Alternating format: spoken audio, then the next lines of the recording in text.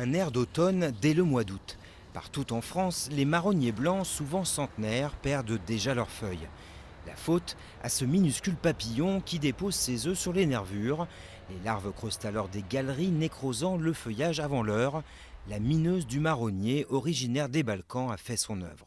L'insecte passe l'hiver en chrysalide dans les feuilles au sol. Cette année, on a eu des conditions climatiques exceptionnelles au printemps, avec des températures élevées dès le mois de mars, et les papillons ont commencé à émerger des feuilles au sol dès le mois de mars, si bien qu'il y avait pas loin d'un mois d'avance.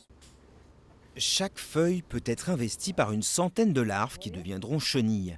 Une prolifération qui ne serait pas due au réchauffement climatique. La Cameraria horridella s'est propagée tout simplement en profitant des transports routiers ou ferroviaires. Pour l'instant, les marronniers ne sont pas menacés de mort.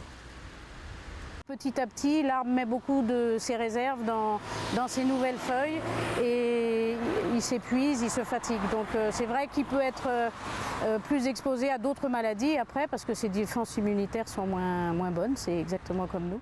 Pour protéger le marronnier apprécié pour son ombrage, il existe un insecticide, mais son coût est prohibitif. Des chercheurs réfléchissent aussi à introduire une guêpe microscopique qui se nourrit de la chenille.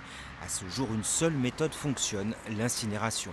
Si on ramasse et qu'on brûle ces tas de feuilles d'automne, on va diminuer considérablement la population.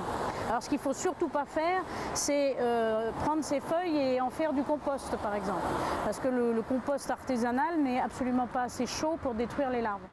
La ville de Paris brûle à l'automne les feuilles tombées de ses quelques 15 000 marronniers, dont certains remontent à l'ère d'Haussmann. Fini les marronniers blancs, la capitale plante désormais des espèces plus résistantes.